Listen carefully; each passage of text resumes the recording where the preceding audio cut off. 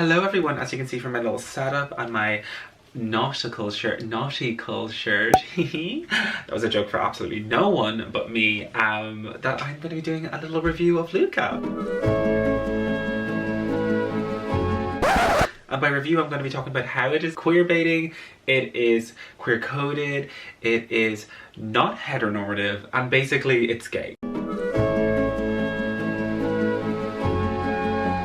Luca is gay. I don't care that the writers came out and said I wasn't gay. You're allowed to interpret art any way you want. Like, if I came out and said I wasn't gay, are you going to sit here and be like, I don't think he is? You know, no, he said he wasn't gay, so he's probably not gay. You know what I mean? You're allowed to interpret whatever way you want. Spoiler alert, I am gay. Spoiler alert, Luca's gay. What? I thought it'd be fun for me to do my makeup as a sea monster while I discuss the movie and give you the kind of rundown. I think there's a lot of good YouTube videos out there of people who are talking about the movie and how it might be queer baiting, and there's a lot of articles about it as well. Most notably, the New York Times wrote an article called Calamari by Your Name. Calamari by Your Name. As soon as I read that, I was like, maybe I should just like stop talking. Maybe I should just give up on life, because that is the winning pun of the absolute century. Like, do you know what I mean? I was like, this whole video is never going to be as popular or as important as Calamari by Your Name. So I've accepted that, I understand, so I've made peace with that. As I was saying, there's a lot of YouTube videos out there have come out, same as Luca. Can you not be gay for 5 minutes? About Luca and like the queer coding, the queer baiting, how it's very much leaning towards, it's kind of like one foot in, one foot out of being like a queer movie for kids. Which obviously it's just going to be a long road for us to get to. For now it's kind of like hee, these are kind of gay, hee, and then it's like, oh, also, but China wants to watch this, and like we also want to release it in these other places that really do not support homosexuality, which is absolutely ridiculous still at this point. But we're still fighting. Every day's a school day, and every day is Pride. Pride is longer than just the month of June. Also, the fact that this did come out in the month of June. Hello, LGBTQ community.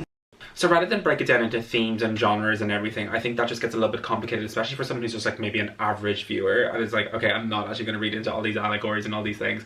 Let's just take the movie from face value, okay? I was like, I'm going to just really give you my thoughts of me watching the movie and how I felt that it was either queer baiting or playing into queer coding or just gay. Like, literally just gay. Like, blah. This is definitely fruity. And while I do that, I'm going to be going through what I'm going to be using makeup wise, if anyone cares.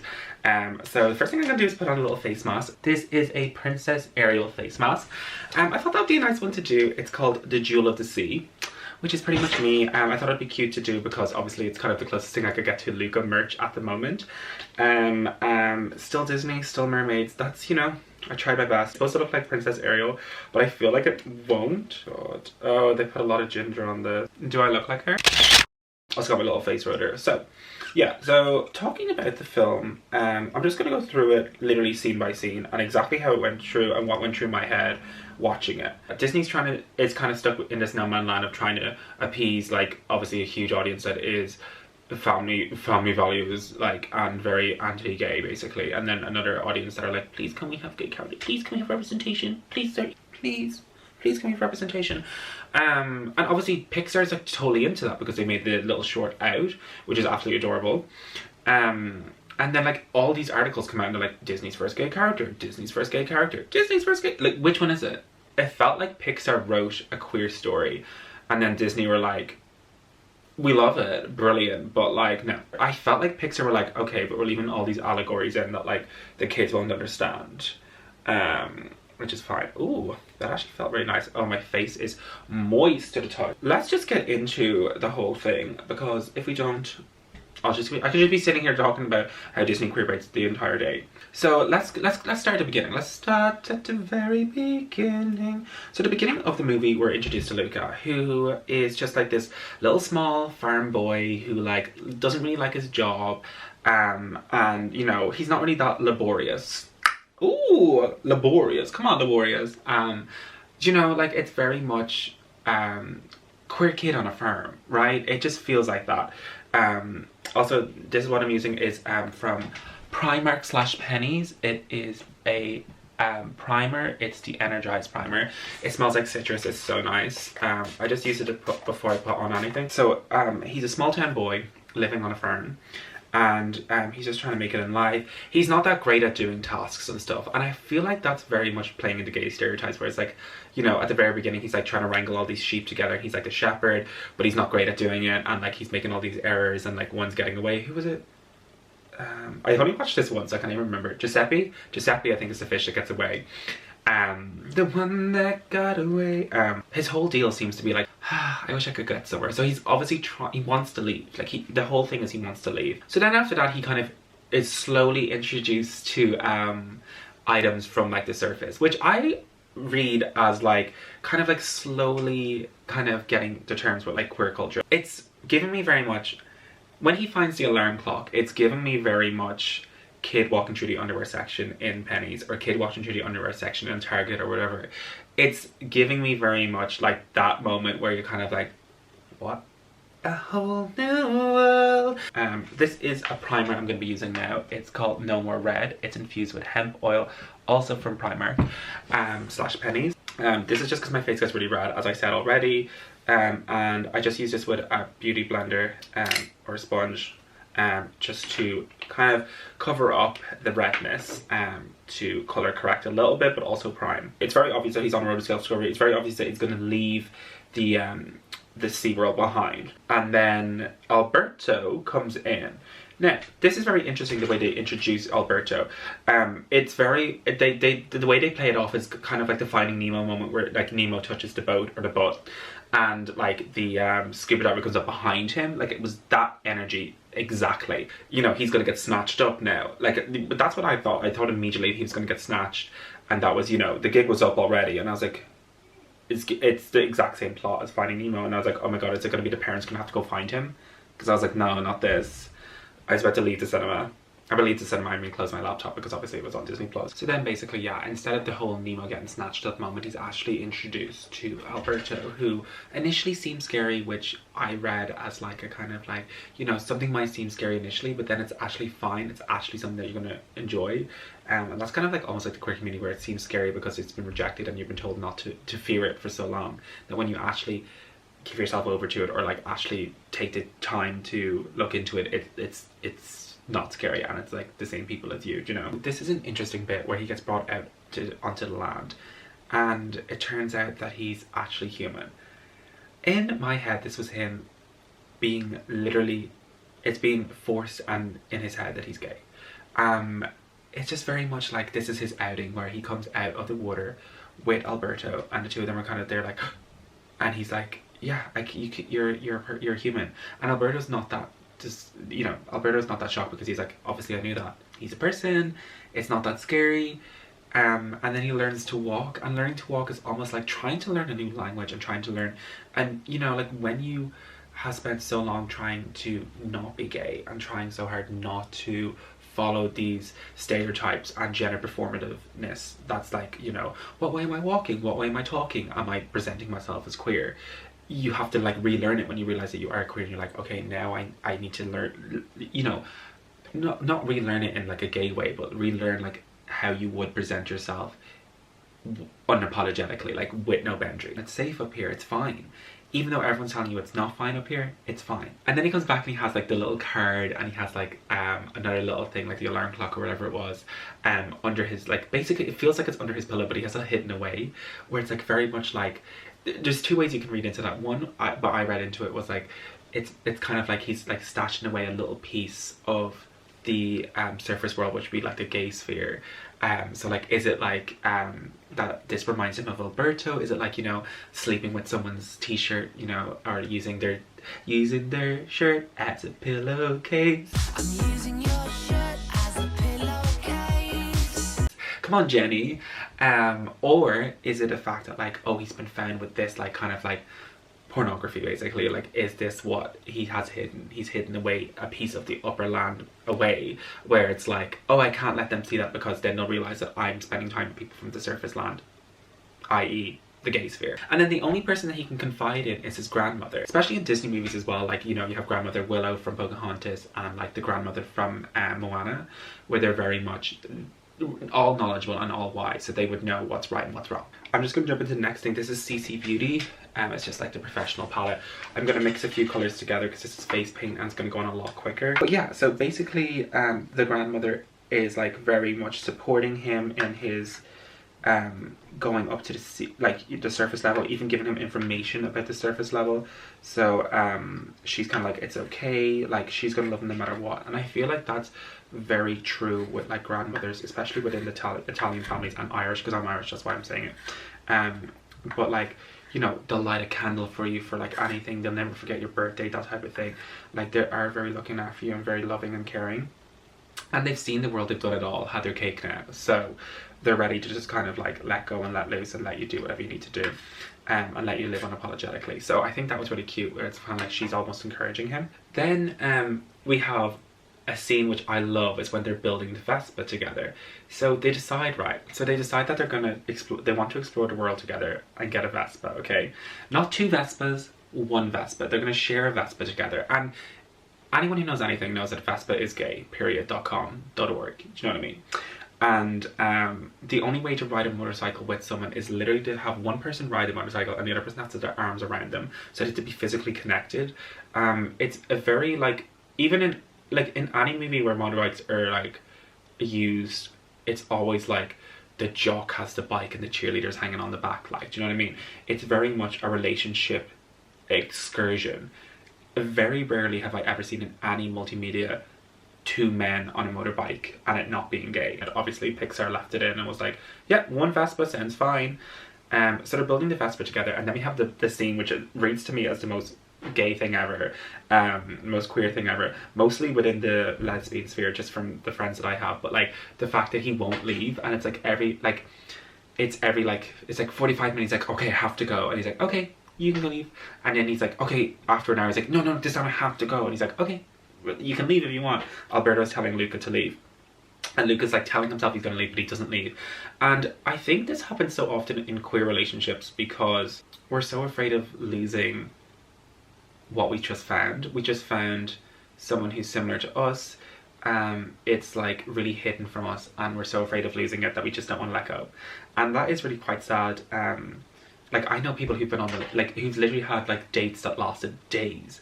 Like, one of my friends, like, she was literally like, met this girl on a Thursday, and then on the Monday she was like, oh yeah, do you remember XYZ? And I was like, yeah. And she's like, oh, she just went home last night. And I was like, last night? I was like, today's Monday. And she's like, yeah. It's like, was that 4 days of a date? And she was like, yeah. And I was like, that is crazy. We're afraid of letting go of something that like was so difficult to achieve, or we're just so absolutely delighted that we found something that we never thought we were going to find, and we thought we'd have to settle for something different. For me, it really read that way, where it's like, I want to stay as long as I can because I don't want this to go. But then he gets back home, and the mother and the father find the items, which obviously is either Alberto's t-shirt kind of allegory, or is it like pornography, like a Playboy or whatever. I don't even know what the gay ones are. Men's Health. I'm sure it's not Men's Health, but something gay. I did not grow up with a magazine. I was not part of the magazine era. I was part of the incognito mode on your DSi. That was my era. So this is where it gets complicated. Basically, the uncle gets introduced. It's hard not to read that as either the priesthood or conversion therapy, where like literally the mother's like, I have the quote of it actually here. She says something. The world's a very dangerous place, Luca, and if I have to send you to the bottom of the ocean to keep you safe, so be it. Like, what happened very often in Irish and Italian culture, where like people will be sent off to the priesthood. Like, if someone was gay, like if someone was sent off to the priesthood, like people knew that as like an allegory or like a metaphor for like, oh, he's, you know, that was the back then. And I know loads of people who went to the priesthood and then like it's literally not worked out, because obviously why would it? You didn't want to go and you've been forced into this, or you thought that was the only option, because at the time it probably was, which is really sad. But like that's how it felt like for the uncle, and he comes back up and literally the uncle comes back up and his heart doesn't work. What? He can't love. That's what that means. Like, I don't care what way you interpret that. His heart doesn't work. And Luca has to punch it to start it. Like he literally stops functioning because he's forgot how to function basically. He spent so much time down the deep end, he doesn't really know what he needs to do, he doesn't know how to love, and he's just literally shut off of all emotions. And then later on at the very end, you see him in the bottom of the ocean, and he's literally like miserable, like clearly miserable, and like it's like obviously a little joke at the end where he's still down there, and like Luca never went down there, but like it's sad. It is really sad. Like, I've never been obviously sent away to the priesthood. Could you imagine me some priest? Hi guys, welcome to the ceremony.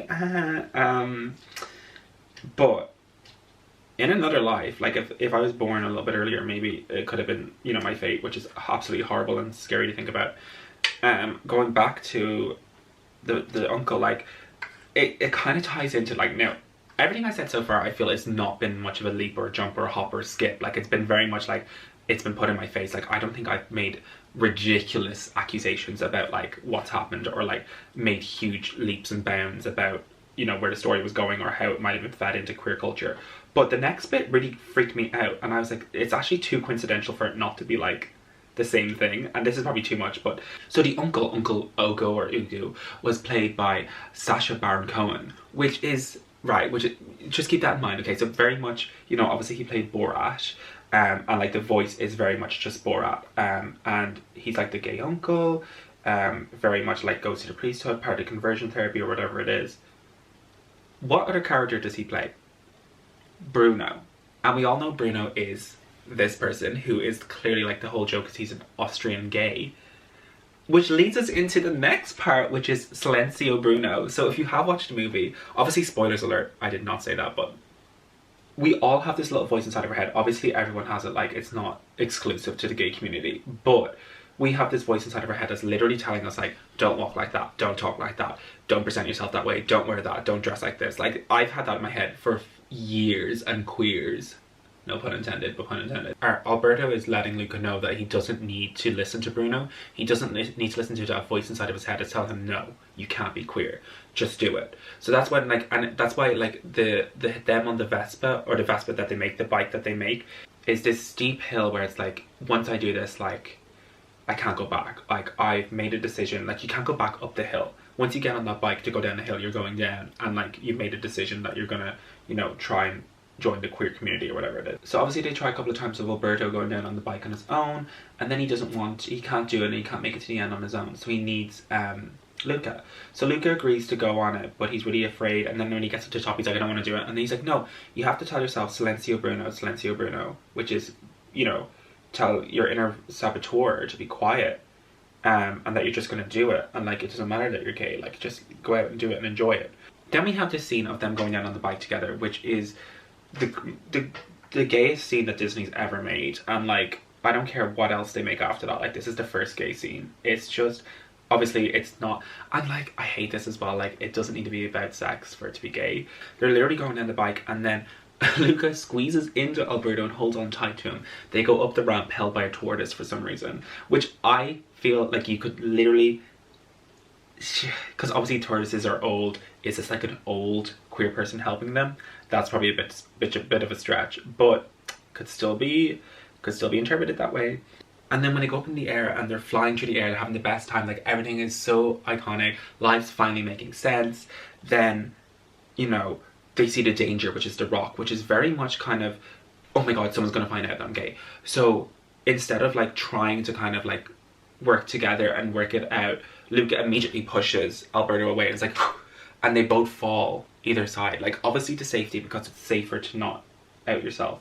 But that's how I read that scene as well. And that scene, honestly, I feel like people will be studying that scene for a while. I feel like that scene is going to be seen as like, I know there's going to be jokes in the future going to be like, I watch Luca now I'm gay, like all of this stupid shit, which I'm kind of excited for too, because like, you know, we have stuff where like, you know, if you watch Totally Spies or if you watch like Kim Possible, like that type of stuff. Okay, I'm going to try and blend this in a little bit because I feel like I look a little bit like a smurf. Now that we've established our whole goal is to get a Vespa, there's only one thing for Luca to do. He has to decide basically if he's going to stay with Alberto or go back and live underground with his uncle. Right? So am I going to run away with my boyfriend, or am I going to go home and be miserable and do the conversion therapy / priesthood type thing? How could you not read it that way? Like, I don't even know whether Disney, like, is blind, or like, obviously I feel like Pixar left that in knowing full well that that's how that would be read. Right, so I feel like I'm dwelling on stuff for a long time, so I'm just going to fast forward a little bit. Let's get them to the town. So when they get to the town, the first people they meet are like the kids and stuff, and everyone's playing around and goofing, and then like obviously they're trying not to get wet and stuff, but then they anger / annoy these two old women, which will have a bigger part to play later on. So once you've watched the movie and you realise what part the women play, the old women play, it makes sense, this scene where like they kind of bump into them and then the women kind of throw their ice creams at them, which I read as like them, because obviously they're a gay couple, we realise that at the end. They're like lesbians and they've been kind of hiding in plain sight, which is how people lived. Throw the ice cream at them, but I read that as them showing them tough love, because it's kind of like, you know, here's an get out of our way and be careful, but like here's an ice cream, like, so it's very much like look after yourselves. That's how I read that, and I thought that was really cute. Because it just hit me immediately when at the end they take off the umbrellas and they are sea monsters and they've come out. It's very much like, oh, but they get them the ice cream. I knew right away. I was like, oh my god. Like, honestly, there must have been loads of gays on the Disney team or the Pixar team being like, I hope everyone reads into this as much as like I have. From what I've seen online, it looks like a lot of people have noticed like the kind of queer themes in it. But then we're introduced to the bully. Erko, I think his name is. The whole time he knows there's something different about them. He can tell there's something off about them, and it's the same in real life. Like, queer people just have a certain je ne sais quoi that gives them away, and normally someone can read into it. And sometimes it's a bully who is also trying to hide the fact that they are queer and they don't want to be outed. So that's how I read that, because your man has the bully has a Vespa, and I was like, that's what they want. So I was like, are they trying to say that like this person is trying so hard to like not let anyone else know that they're gay, that they're doubling down on these guys? And that's why. And then we see the scene where like he almost outs Luca by bringing him over to the fountain and basically getting him wet. And once he gets wet, we all know that he'll look like a sea monster, because that's what he is. Which is obviously an allegory for being gay, and we love to see it. We love the representation. And then they're saved by the ally that is Julia, and all Julia wants is to bring down Erko's reign of terror. She says it several times, and it's very obvious that his reign of terror is something of concern, as he keeps entering the competition even though he's too old and he knows he can get away with it. Then they're brought back to her father's house, and it turns out that he is hunting sea monsters. It's kind of scary for them because they don't really realise what trouble they've got themselves into. So it's kind of like they've gone back to like a priest's house, or they've gone back to someone who's really conservative, and they don't know what they need to do. At this point, like, Luca can't really turn around, because if he turns around he's going to conversion therapy with his uncle basically. So he has to stick it out. So then they decide, like, let's see if we can help him out. So they say that they know fish. And I read this scene as like the gays helping the men get the girlies. Fish can also mean women, so is he helping them get the women? And they, you know, and it turns out they do know fish. And he's like, oh, that's cool. And he kind of really takes an interest to Alberto, who, you know, is basically like his, it's like the son he never had. And the father is the father that Alberto never had, but we don't really know that yet. So then the story kind of moves on slowly, and they're going to enter this competition, and then it gets more to the point where, obviously, I don't know whether Disney intervened and was like, okay, we're making this straight now, so let's get Julia a love story with Luca, if that's how that worked. But they kept, obviously, in the fact that Alberto was really upset about it and concerned. The way he gets jealous is territorial jealous, where it's like he's protecting someone he really, really cares about, and it just like feels like it transcends friendship. It like goes above that, and it's like obviously relationship status, you know, like I'm gonna protect my girl kind of thing. Luca realizes that he has to unlearn a lot of things. Even without the queer coding, you can read it as, you know, Alberto has been telling himself that, like, you know, the stars are anchovies, because he's trying to make sense of the world around him in a world that he doesn't have a father figure or any parental figure to show him what's what. And then he kind of felt like he was doing that for Luca. He was Luca's guide to the gay world, and he was telling him what stuff was. And now he's being told that it's different, and he's being told he's wrong. So he gets upset about that too. which you would, like, if you, you know, if you had someone who's following you around and, you know, you were telling them whatever, you were like, oh, the sun is a, you know, the sun is a fish, and then they learn that it's not a fish, like, you're obviously gonna look like a bit of a dick and you're gonna be annoyed about it. I got these Beauty Bay, these were actually sent to me, these are Pride range, so thanks so much Beauty Bay. These are their eyeshadows, liquid eyeshadows, so I'm gonna try these on over the eyeshadow thing that I've done already. Luca and Julia are getting on because they're both discovering education, but it seems like they're getting on like a girl and a gay would get on. Like, you know, you're a gay best friend for her, and I think Alberto misinterprets that for romance and gets really concerned. Alberto gets really jealous and he's like, would they allow I don't even know what the quote is, but basically it's like, would we allow sea monsters at the school? Luca's trying to stop him. He's like, Luca, or he's like, Alberto, stop, like, you know, keep it chill, keep it in, don't let anyone know, like, you know, conceal, don't feel, don't let it show. You know, referencing back to Frozen, which I always think is a Pixar movie, but it's not. The whole premise of that scene is that Alberto feels that if he outs the two of them, then they could be together and Julia won't want to be near them. So then it just comes to the scene where Alberto walks into the water, and it's this terrific scene where he turns into a monster, very like werewolf, like Michael Jackson Thriller, like slowly turns into this huge monster. Julia gasps, and then Luca has that split-second decision as a queer person, exactly what you would do. You see another gay person, are you going to stand up and defend them and also know that you're going to be shunned, or do you do what Luca does and what like a lot of people would do, like trying to protect themselves? Like, it's a very like animalistic thing where you're just like, I have to protect myself. Turns around, sea monster! I didn't see it coming, to be honest. I did not see that coming because it just happened quite fast, in my opinion. It literally sent chills up my spine because I was like, I've done that. Now, not specifically that way. It's kind of like, you know, the haha, that's gay. Like when you're growing up and someone's like, oh, that's so gay, like, or those guys are so gay. You just go along with it. You're like, yeah, haha, they're so gay. And like in the background, you're like, hee hee, hee hee, they're so gay, so am I. The same as Hilary Duff ending homophobia back in 2003 or 2005 or whatever it was. When you say something's gay, do you realise what you're saying?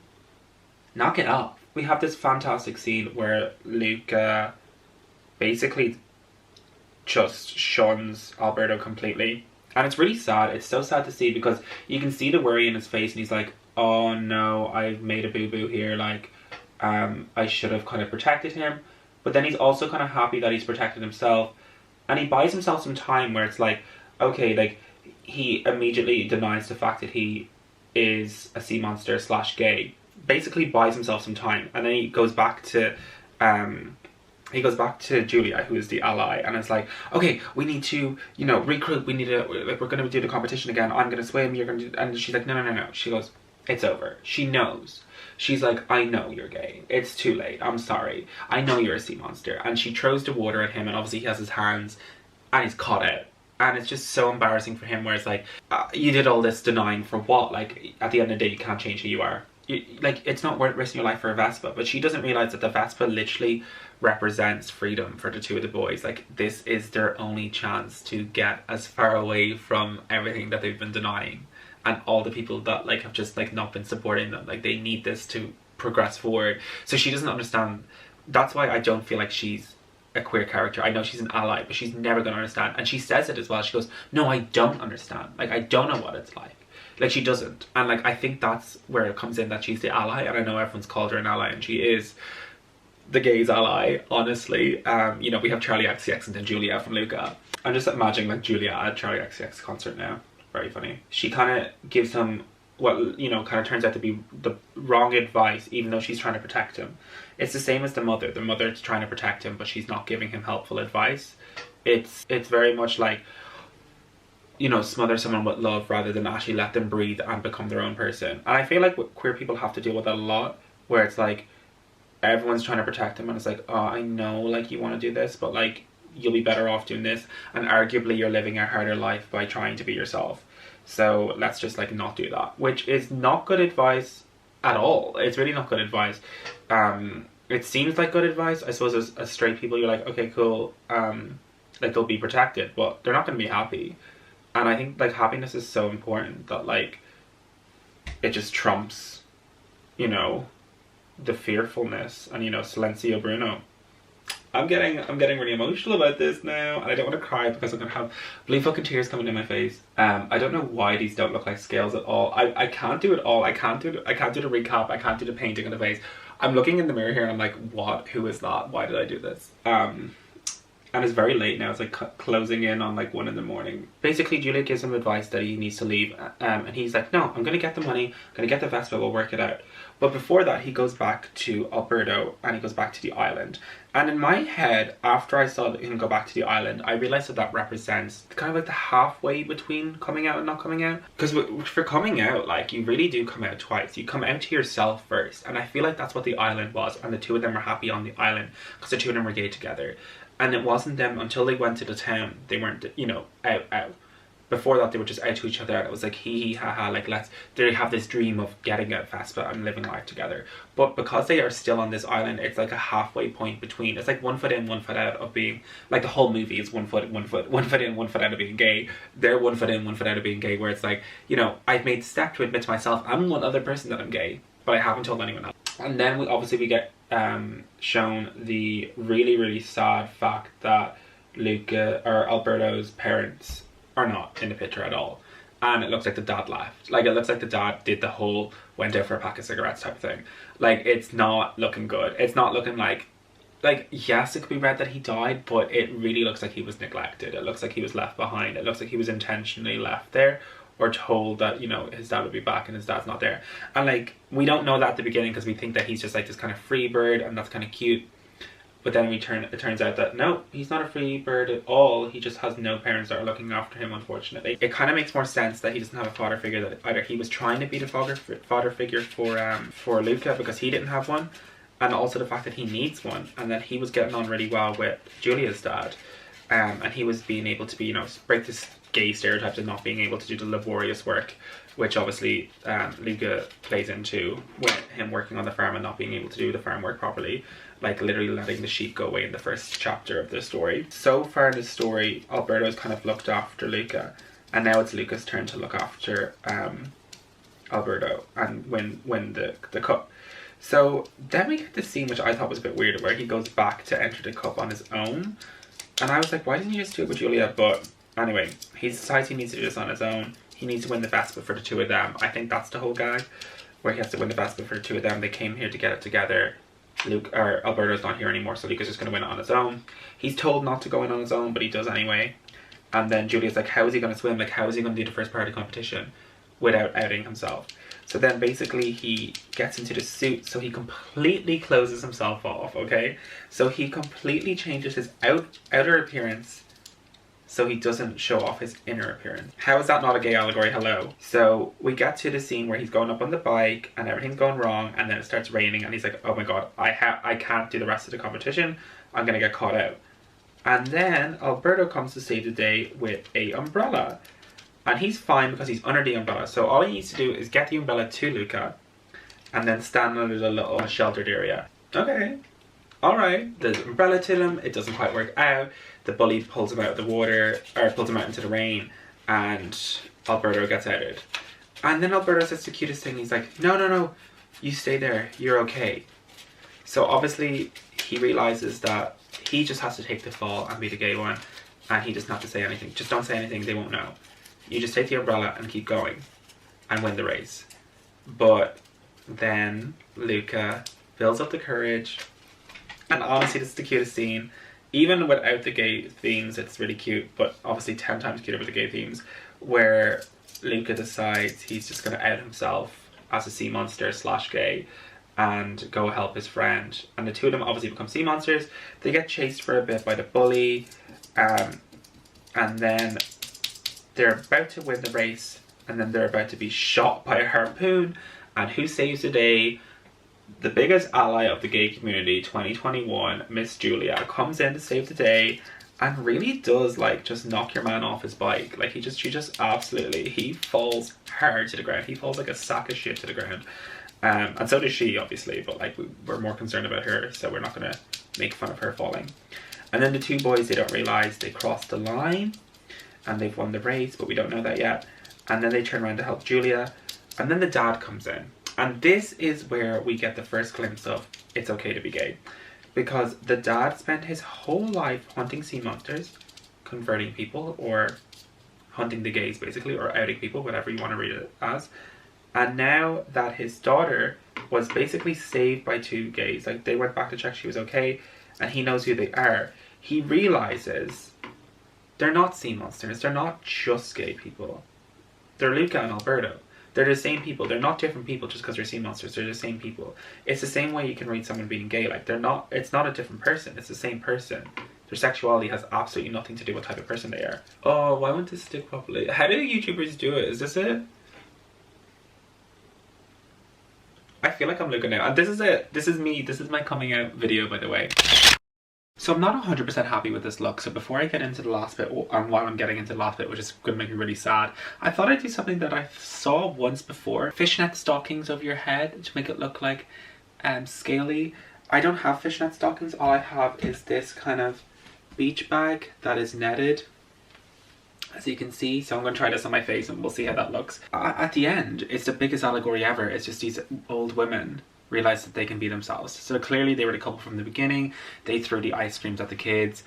It's kind of like a playful thing where it's like, did they throw the ice creams at the kids because they were like, you know, mad that they were out living their best gay lives? Or was it like kind of warning them? Or was it like tough love, that type of thing? Oh God, what am I doing? I'm gonna keep talking while I have this literal beach bag on my head to try and do this scale moment. So bear with me while I tie this round. I can breathe through this as well, just in case anyone thinks I'm suffocating myself on YouTube, but that's not what this is. Then we get to the scene where they're all sitting down in the back and the grandmother kind of is in the picture, and they've just celebrated. They've got the Vespa and, you know, the bully lost and all this stuff. I'm just going to use, this is what, while I have this on my head, this is a Stay Matte Powder by Rimmel London, also gifted. There we are. So basically, like, the grandmother sits down with them then, and it's like, what did she say? I wrote it down. Lol, I won't be able to read it through this. She said, some people will never accept him, but he seems to know the ones that will. I think that's kind of an allegory for, like, gay people kind of find each other. Like, gay people seem to find each other or tend to know which ones are the right ones or who's good to hang around with. And the grandmother's obviously, like, some either amazing ally or bi, because she always is like, oh, I come to the town most weekends. I don't think I should have this bag in my head while I talk about the train scene, but here we are. You can't see the tears through this. Basically, we have this horrible scene where it's very obvious that we were meant to get a goodbye kiss and we didn't. Alberto gives up his freedom, which was the Vespa, to stay with Julia's father, who is his father figure, and let Luca go off to school. So he's letting Luca be his own person, and at the end of the day, everyone is their own person. They'll always have the summer, they'll always have each other, but it's one of those things where it's like a first gay romance is probably not going to work out. Right, let's see how this works out. The romance didn't work out, but did this? Moment of reveal. I'm going to let you guys see it first and then I'm going to look in the mirror. I have a feeling it didn't do what I needed it to do. What? How did that just fixed the look? What? Oh my God, that just fixed the look. Hello. Oh my God, I feel so much better about it now because I was like, this is not the one. I'm just gonna put on mascara and then, oh my God, that's it. Okay, cool. I was gonna cry, but now I'm like, oh my God, my look's too good to cry, but I probably still will cry. Anyway, Luca goes back to his mom and he says something to her that she's been saying the whole movie. She goes, look me in the eye. You know I love you. And that's kind of like, you know, she was saying that to him where she was trying to show him tough love. But now he's trying to say to her, listen, I'm out here living my best queer life. You need to know that I'm going to look after me. I love you. Him and the mother have come to an agreement where he's going to look after himself. And he's like, you know, she's letting him go to school and letting him be happy and letting him live his best queer life. I'm going to try to do eyeliner with this. This might ruin it, but it might elevate it, so we'll see. And then we have him saying goodbye to Alberto, who literally bought him the ticket to go to school. And once he gets on the train, they had to say goodbye to each other. Oh my God, I'm really upset about it. It was so much. The fleeting romance is pretty much over. They're still gonna be friends. He said, you know, you'll always have the Vespa. Anytime Bruno's telling you to be quiet, you'll remember I told you you don't need to listen to him. Silenzio Bruno. So basically he's like, remember all the life lessons I taught you. They're going to help you along the way. That, you know, it's going to remind me of you. And then they have this moment where they really, really needed the kiss and they didn't. And the reason they didn't is because Disney obviously took out the kiss. I'm so sure somewhere on someone's hard drive, some queer person who works at Pixar, or maybe not even queer, but like someone has footage of them sharing like more than just a really, really, really long embrace. Like a longer than a friendship embrace. Know that if one of them's watching this video now, they're like, oh, that's me, haha, you're never gonna see it because legally I'll be sued. So let's pretend it doesn't exist, even though I know it does. You know, the train's leaving and Alberto starts running with the train, and it's this final moment of just be true to who you are, be, you know, be your authentic queer self, where he runs out into the rain and he cheers on Luca and he's like, woohoo, Luca, Luca! And Luca's kind of like holding back tears. And he goes through the tunnel and he's holding on to it, and like that's an allegory as well, like going through the tunnel and coming out the other side, like going through the dark times, coming out the other side. And he comes out the other side and he looks over and he sees the island, and the island is the halfway point between being gay and being straight, and it's kind of like, I've passed that. I am my authentic self. I'm not one foot in, I'm not one foot out, I'm fully here. I'm literally getting goosebumps, this is a lot. I'm fully here, I'm fully out, I'm fully proud. It rains, he turns into the sea monster that he always is, gay, and it's fine, no one cares, everyone's happy for him. He has a happy tear, kind of like a longing, lonesome tear. He's going to be with Julia, the two of them are going to be okay, they're going to go to school, they're going to get educated, and Alberto's going to be with the dad and get looked after. So that is the full movie then, that's how it ends. And I hate it and I love it in the sense where it's like, they left so much in to be interpreted the way that obviously I've interpreted it to be queer culture, but they left so much out where it was like they really didn't commit, which is fine. Like, you know, it's just so difficult to see it as a film about friendship because it's just so far from that. It's going to mean so much more to so many young queer people. I know if I had that movie growing up, I would really relate to those characters and it would really make me feel more comfortable in my own skin. As a sea monster, where are my little gills? There we are. There's my little sea monster look. I am Luca, hello. I really wish that rather than one foot in, one foot out, they really committed to it, but I'm so happy that this movie exists. Even if they don't want to come out and admit it's about queer people, if there's like a legality thing about that, that's fine. Just do it. Like, you're selling Pride merch, you're making money off the LGBT community, just make a movie for them. Like, this movie could have been it for them, especially, you know, with all of the big rainbows and the big smiles and, you know, the rainbow ears, how cute. Don't put a gay character in a Pixar movie. Rainbow ears, hee hee. Just make a decision, Disney. Thank you so much for watching. If you enjoyed the movie, please feel like what? If you enjoyed the movie? Well, yeah, if you did enjoy Luca, feel like subscribing to me. I didn't make it, but if you did enjoy this video talking about the movie, please subscribe. And if you want to see more videos like this, please subscribe because there'll be a lot more like this coming up soon. I will say as well, don't forget to follow me on TikTok, chrisisainmdom. Almost at 500,000 followers. What? 500,000, that's crazy. And also on Instagram, closing in on 20,000 followers. Why is it so hard on Instagram?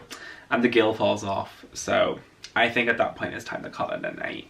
Or a morning at this point. But yes, thank you so much for watching and bye-bye.